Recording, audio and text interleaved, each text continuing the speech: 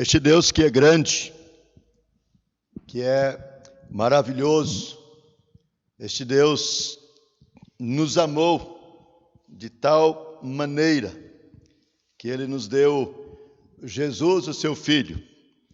E Jesus demonstrou amor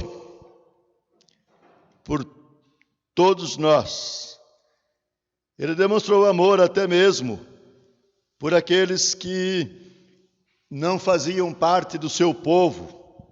E é exatamente por isso que o seu amor nos alcançou, porque nós também não fazíamos parte do seu povo, mas Ele nos amou. E Jesus, durante seu ministério, Ele demonstrou amor a uma mulher pecadora, não somente uma, outras também, mas eu queria pensar em uma delas hoje, sobre uma delas. Portanto, eu queria que você abrisse a sua Bíblia, eu te convido a abrir a sua Bíblia no Evangelho de João, capítulo 4. É um texto muito conhecido, nós conhecemos muito bem esse texto e eu quero ler com os irmãos para meditarmos um pouquinho sobre este texto. Eu queria falar com vocês hoje sobre um encontro transformador. Um encontro transformador. João capítulo 4, começando com o versículo 1. Eu vou ler primeiramente até o versículo 18. Depois nós caminharemos mais um pouco no texto. Diz assim: Quando, pois, o Senhor veio a saber que os fariseus tinham ouvido dizer que ele, Jesus, fazia e batizava mais discípulos que João, se bem que Jesus mesmo não batizava e sim os seus discípulos, deixou a Judeia, retirando-se outra vez para a Galileia. E era-lhe necessário atravessar a província de Samaria.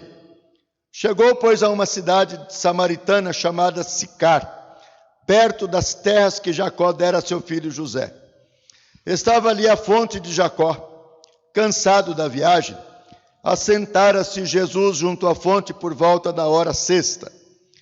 Nisto veio uma mulher samaritana tirar água. Disse-lhe Jesus: Dá-me de beber. Pois seus discípulos tinham ido à cidade para comprar alimentos. Então lhe disse a mulher samaritana: Como, sendo tu judeu, pedes de beber a mim, que sou mulher samaritana? Porque os judeus não se dão com os samaritanos. Replicou-lhe Jesus: Se conheceras o dom de Deus, e quem é o que te pede, dá-me de beber, tu lhe pedirias, e ele te daria água viva. Respondeu-lhe ela: Senhor, tu não tens com que tirar e o poço é fundo. Onde, pois, tens a água viva? És tu, porventura, maior do que Jacó, o nosso pai, que nos deu o poço, do qual ele mesmo bebeu, e bem assim seus filhos e seu gado? Afirmou-lhe Jesus: Quem beber desta água, tornará a ter sede. Aquele, porém, que beber da água que eu lhe der, nunca mais terá sede. Pelo contrário, a água que eu lhe der, será nele uma fonte a jorrar para a vida eterna. Disse-lhe a mulher: Senhor, dá-me desta água, para que eu não mais tenha sede, nem precise vir aqui buscá-la.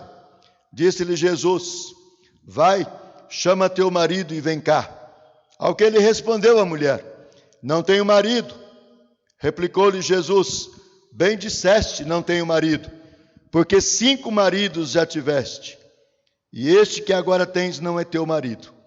Isto disseste com verdade. Irmãos, nós estamos diante de um texto em que nos mostra a seguinte situação. Jesus, percebendo a atitude dos fariseus, que ficaram sabendo que ele fazia e batizava discípulos, se bem que ele mesmo não batizava, mas os seus discípulos, Jesus resolve ir para a Galileia. Ele estava na Judeia e resolve ir para a Galiléia, lá no norte de Israel. O povo havia sido dividido entre o povo do norte e o do sul, e depois teve a formação dos samaritanos, ali entre a Galiléia e a Judéia. Os samaritanos não se davam com os judeus, era uma comunicação difícil, e naquele tempo também, os homens não podiam se dirigir às mulheres que estavam sozinhas.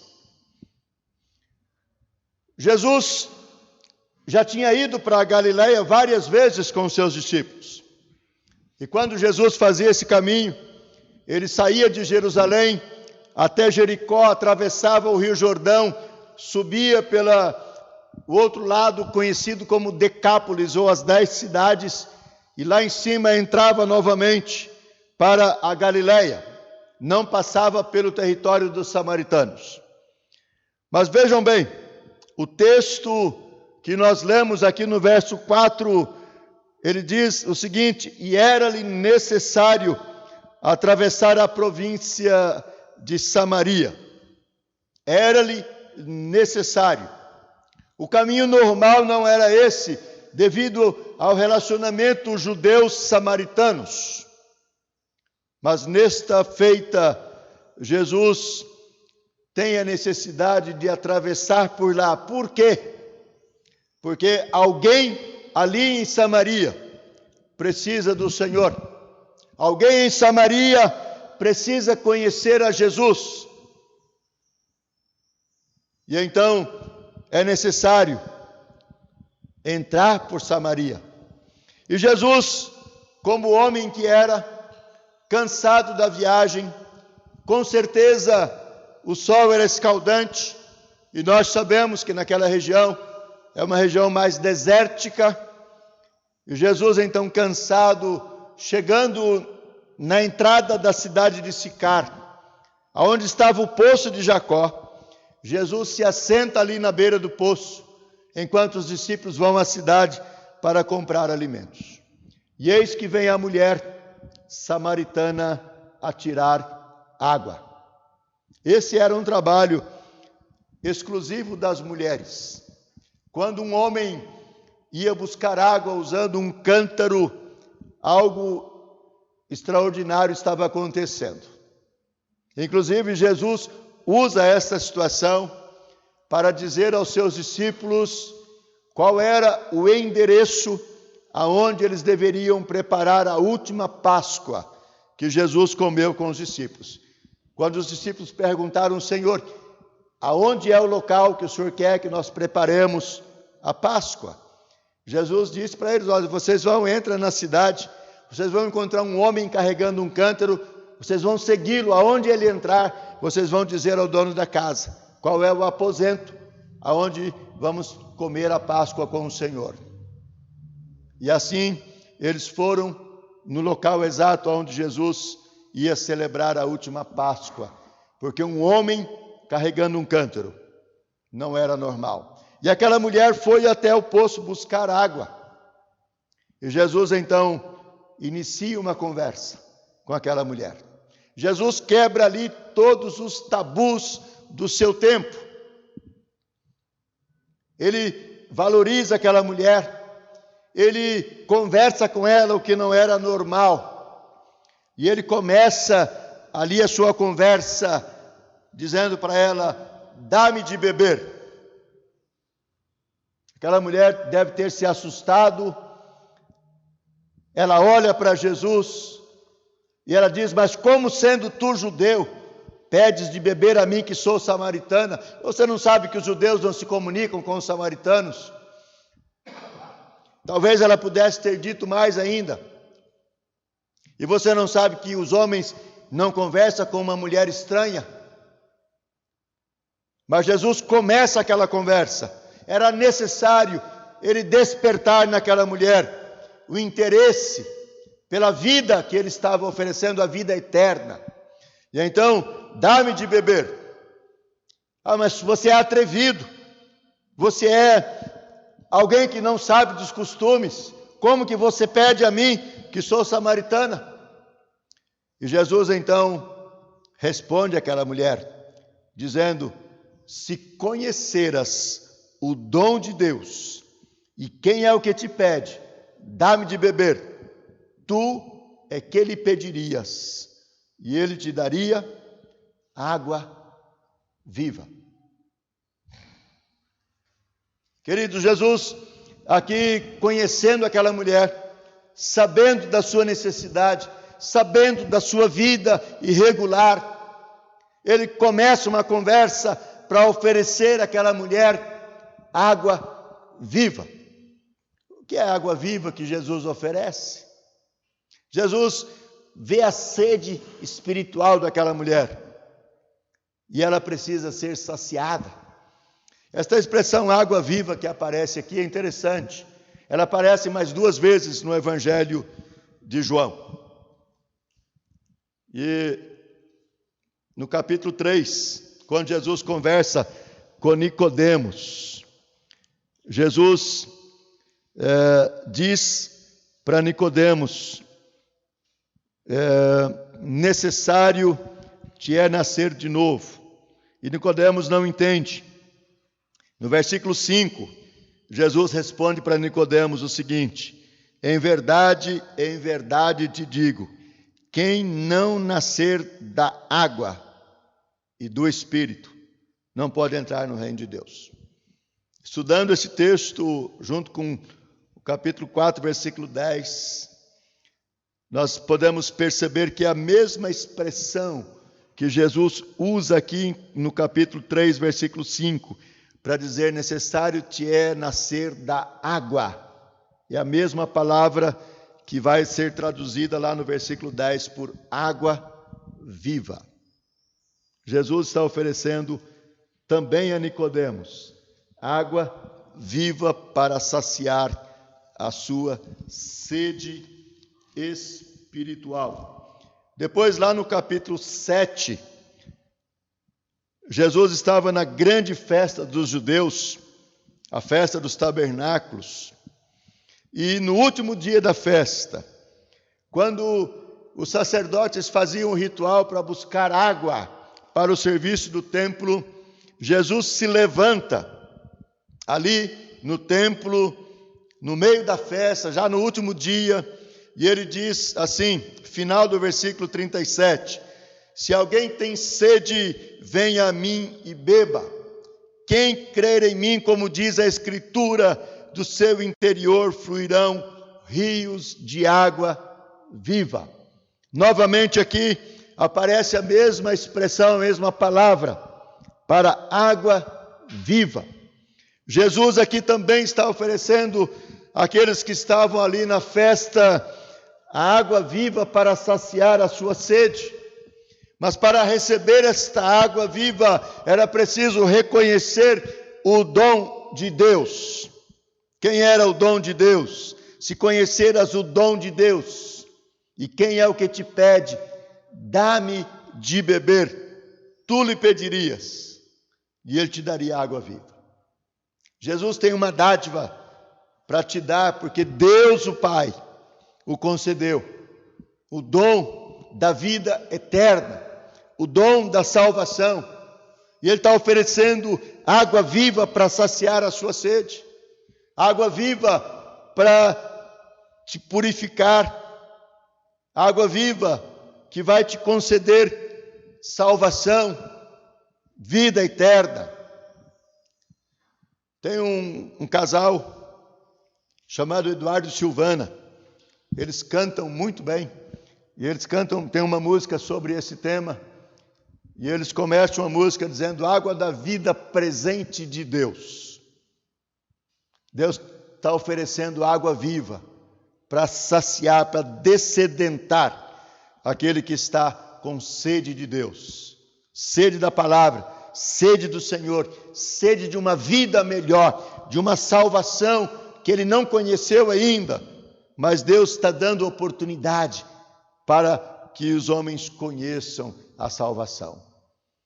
Se antes da pandemia nós achávamos que o Evangelho estava sendo mais divulgado pelas mídias, pela televisão e de outras formas. Agora, muito mais. Muito mais. Nós temos ouvido relatos de igrejas que começaram a transmitir os seus cultos e que teve um acréscimo absurdo de pessoas acessando para assistir os cultos, para ouvir a mensagem, para conhecer de Deus, para saber acerca do Senhor. E é necessário que as pessoas conheçam quem é Jesus, o dom de Deus, o dom da vida, aquele que Deus concedeu para nos dar vida e vida eterna. Se conheceras o dom de Deus e quem é o que te pede, dá-me de beber, tu é que lhe pedirias, e ele te daria água viva. Mas para receber o Senhor, para receber o dom da vida, para receber a água da vida, é preciso reconhecer a sua situação de vida. É preciso reconhecer que você é pecador e que você precisa de Deus. Se o homem não reconhecer que ele precisa de Deus, ele não vai querer salvação. Se ele se julgar autossuficiente para resolver a sua vida, né? E nós podemos ouvir, quem sabe, pessoas dizendo: eu tenho muito dinheiro, eu tenho uma posição social elevada, eu tenho muitos amigos, eu tenho uma família maravilhosa, eu não preciso disto. Então ele não vai querer Deus, ele não vai buscar a Deus, porque ele se acha autossuficiente. Mas o dinheiro não resolve o problema. O dinheiro não compra a salvação, como não compra a vida. Quantas pessoas que com certeza já morreram e estarão morrendo, quem sabe, por contaminação do Covid-19, que tem dinheiro, mas o seu dinheiro não vai resolver o seu problema. Não vai curar a sua saúde, não vai te devolver a vida. É preciso reconhecer a minha situação. Se eu não reconhecer a minha situação, eu não vou me lançar nos braços de Jesus. Jesus conversa com aquela mulher, leva ela a se interessar pela vida, pela água da vida.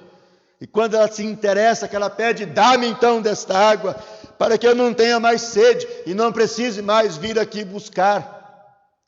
Jesus então socorre aquela mulher e diz para ela: vai lá, chama o teu marido, vem cá, traz ele aqui. Ela disse: mas eu não tenho marido. Não, porque 5 maridos você já teve, e agora você vive com um que não é teu.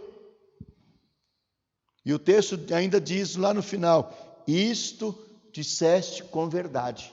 O que Jesus estava dizendo era verdade.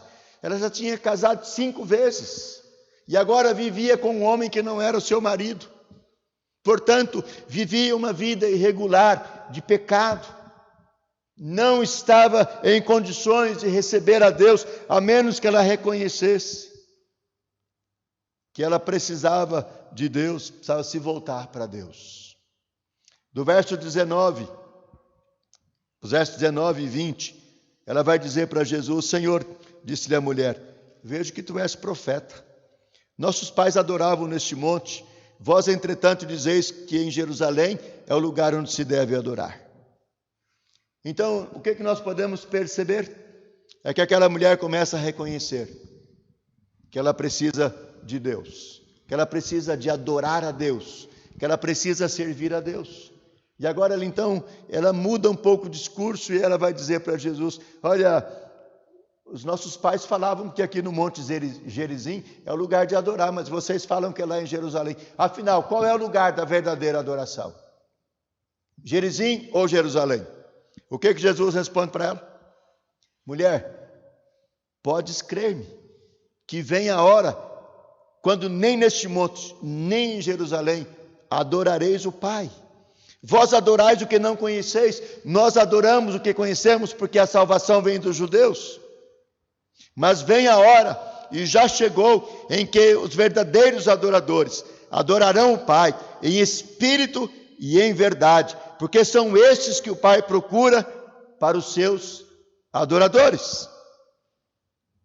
Deus é espírito e importa que os seus adoradores o adorem em espírito e em verdade. Então, o que Jesus quer ensinar para aquela mulher, quer mostrar para ela? Que os verdadeiros adoradores não precisam de um lugar específico para adorar. Eles podem adorar em qualquer lugar. Podem adorar em casa, podem adorar andando pelo caminho, podem adorar no trabalho, podem adorar na escola, podem adorar aonde estiver. Qualquer lugar, o que manda é o coração. São os verdadeiros adoradores que têm um coração adorador, que quer adorar a Deus de verdade, que quer adorar a Deus com sinceridade, que reconhece que a sua vida sem Deus não é nada. A vida sem Deus não leva a lugar nenhum. E então é necessário reconhecer que eu preciso de Deus. E eu preciso querer Deus na minha vida. Deus vai me buscar aonde eu estou, na mais dificuldade, na maior dificuldade, no maior abismo, afundado no pecado. Deus vai ao meu encontro, Deus vai me buscar. Mas eu preciso reconhecer a minha situação diante de Deus e me voltar para Deus. O chamado de Deus é irresistível. Quando Deus nos chama, Ele pode até nos dar oportunidade. Eu me lembro nesse momento do presbítero José de Assis de Oliveira, lá de Limeira. Como professor da mocidade, ele sempre usava essa expressão nos assuntos que ele tratava com a mocidade, que Deus nos dá oportunidade, Deus nos chama uma vez, e nós às vezes falamos não para Deus, Deus nos chama uma segunda vez, e nós falamos para Deus, Senhor, espera um pouco, agora eu não posso, e Deus vai nos dando oportunidade, e ele dizia no final o seguinte, que um dia a gente vai ter que ir rindo ou chorando, porque Deus nos chama e nós precisamos atender o chamado de Deus. E Ele vai, se nós formos na primeira vez que Deus nos chama, nós vamos com alegria. Se nós formos na última vez, pode ser que a gente venha chorando. Mas a gente vai atender, porque Deus vai chamar, e o chamado de Deus é irresistível. E nós não conseguimos não atender. Nós vamos atendê-lo, porque Ele nos chama. Há um hino que nós cantávamos também no coral, lá na mocidade, ele diz, Deus sempre insiste em me chamar, e eu ainda estou a demorar, o aviso urge me atender, e com o Salvador correr. Ei-lo a procurar-me, ei-lo a chamar-me, Deus sempre insiste em me chamar. Eu preciso atender o chamado de Deus, mas eu preciso reconhecer a minha situação, que eu sou pecador e que eu preciso deixar o pecado, que eu preciso voltar para Deus. E para deixar o pecado eu preciso receber Jesus como Senhor e Salvador, porque é Ele que vai purificar a minha vida, vai limpar o meu coração, vai tirar o meu pecado. Deus amou o mundo de tal maneira que deu o seu Filho unigênito para que todo aquele que nele crer não pereça, mas tenha a vida eterna. Eu preciso de Jesus. E eu preciso desesperadamente de Jesus na minha vida. Não posso abrir mão, não posso deixar de lado. Você precisa de Jesus. Eu preciso de Jesus, tu precisas de Jesus. Pecador vem para a cruz, vem para a luz que resplandeceu da cruz. Tu precisas de Jesus. É a letra de um outro hino, que eu cantei muito também.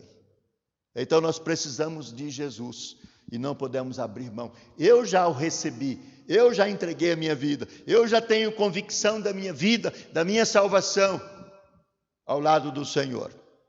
E você? Então é necessário. Mas também uma outra coisa que eu queria dizer para você é que muitas vezes na maioria das vezes, é preciso abandonar alguma coisa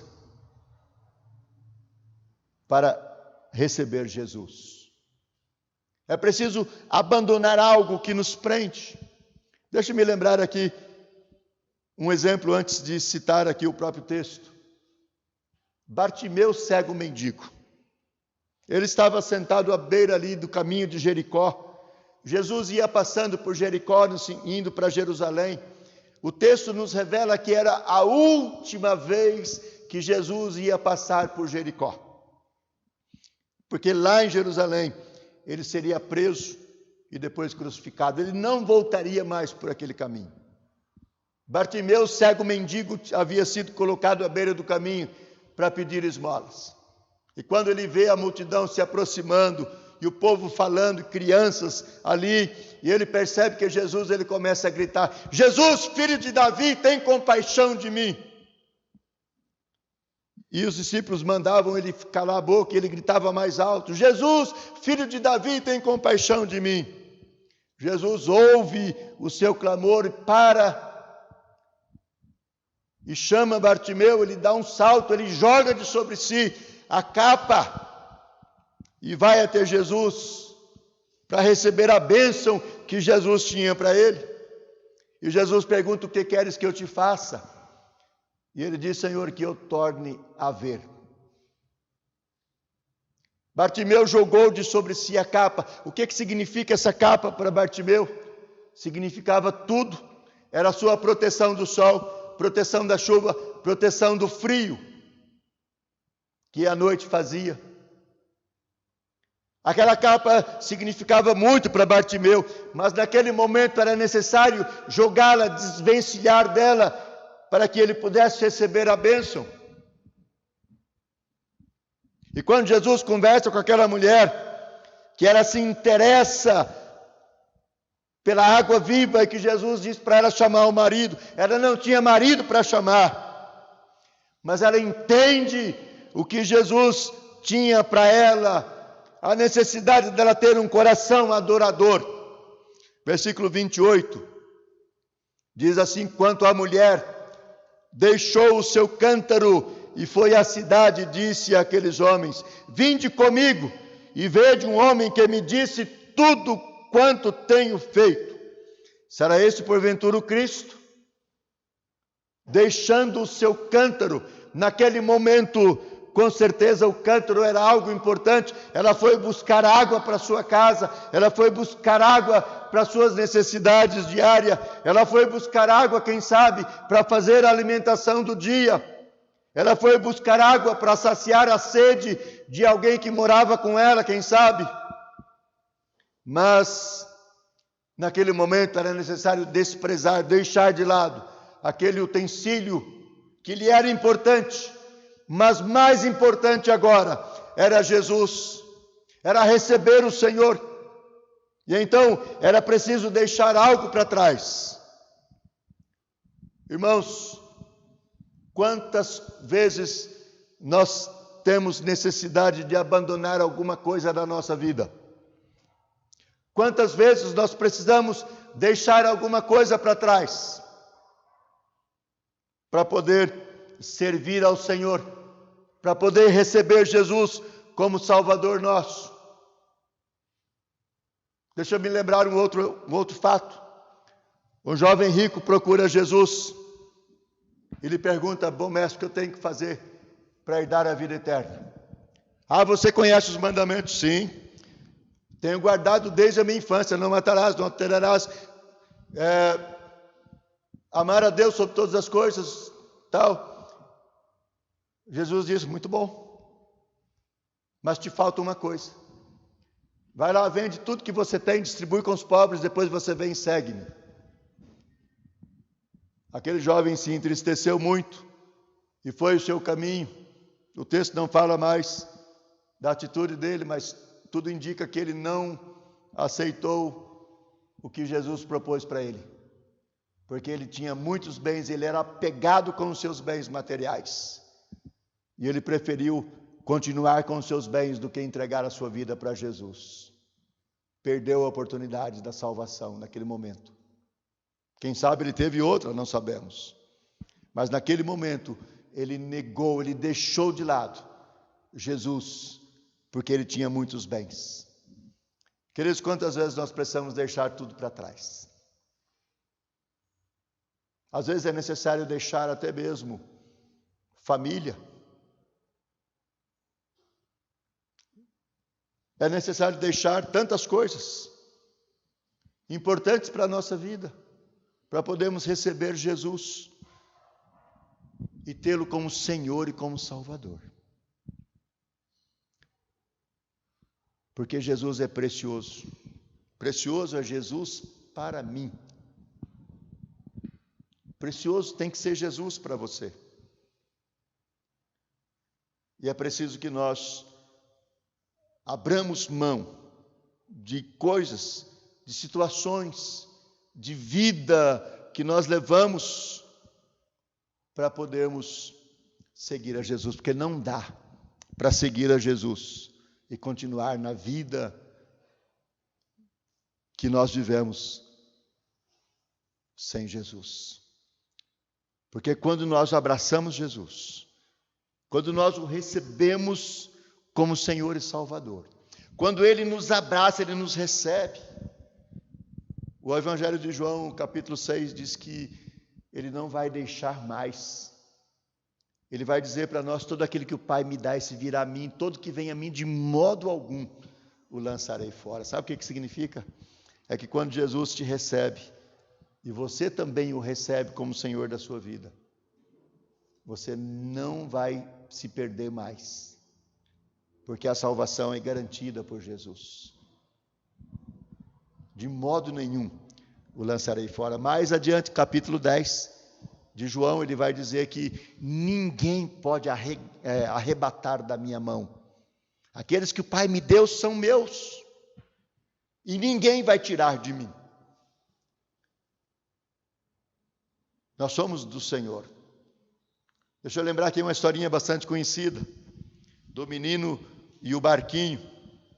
Ele construiu o barquinho brincando lá num dia de chuva, perto do mar. A enxurrada levou o seu barquinho para o mar. Um pescador o encontrou.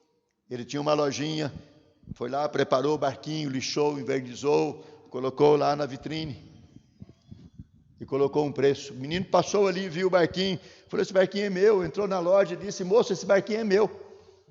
Eu estava brincando outro dia na enxurrada, a enxurrada levou, mas ele é meu, fui eu que fiz. Ele falou: não, agora ele é meu. Eu encontrei lá no mar, preparei, lixei, envernizei, e ele está aí. Se você quiser, tem que pagar o preço. E ele saiu dali, foi atrás dos seus pais, foi arrumar um jeito de conseguir o dinheiro. E quando ele comprou, que ele foi lá com o dinheiro e disse: olha, o dinheiro está aqui, dá o barquinho que é meu. E o homem deu o barquinho para ele, ele abraçou bem apertado o barquinho e disse: agora você é meu 2 vezes. Primeiro porque eu te fiz, depois porque eu te comprei. Queridos, quando nós recebemos Jesus, nós somos de Jesus 2 vezes. Primeiro porque Ele nos fez. Ele estava lá no princípio com Deus, diz o capítulo 1 de João. E todas as coisas, inclusive o homem, foi feito por meio dele. Sem ele, nada do que foi feito se fez, diz João. Então Ele nos fez lá no Éden, lá no começo. Mas agora nós pertencemos a Ele de novo, porque separados de Deus pelo pecado, Jesus deu a sua vida naquela cruz e nos comprou com o precioso sangue derramado. E Pedro diz lá na sua carta, primeira carta, capítulo 1, versos 17, 18 e 19, que não foi mediante coisas corruptíveis que nós somos resgatados do nosso fútil procedimento que os nossos pais nos legaram, mas pelo precioso sangue, como de cordeiro sem defeito, o sangue de Cristo.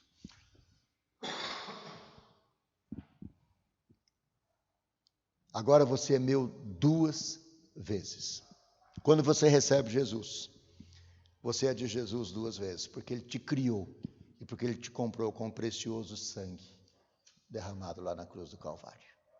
Se você ainda não abriu o seu coração, não recebeu a Jesus, é o momento. Você pode abrir o seu coração para Jesus, recebê-lo como Senhor e Salvador. E Ele vai abençoar a sua vida. E você vai, a partir de então, carregar com você, levar com você o nome de Jesus.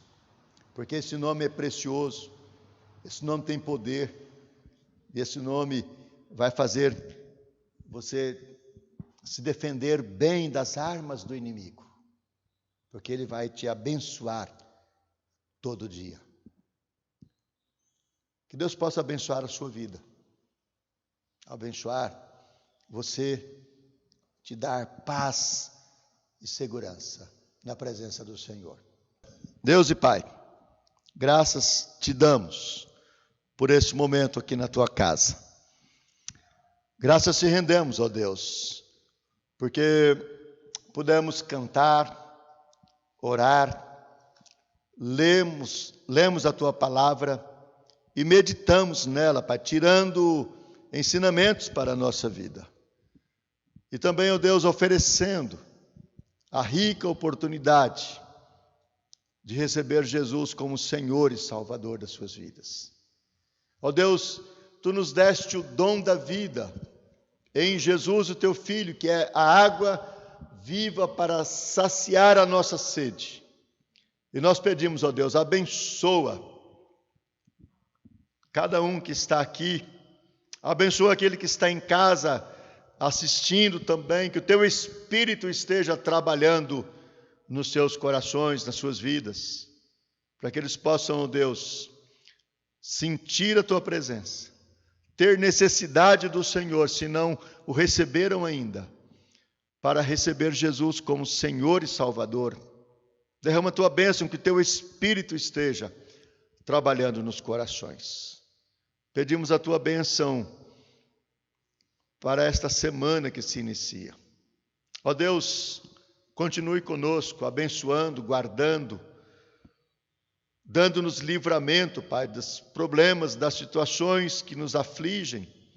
Que o Senhor esteja, ó Deus, ao nosso lado, nos fortalecendo e nos amparando.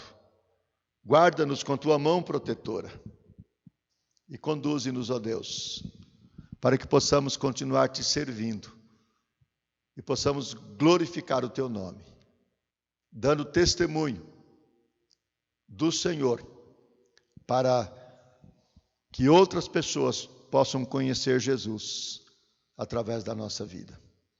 Fica conosco e dá-nos a tua paz, o teu amor, no nome de Jesus, o nosso Senhor, o nosso Salvador. Amém.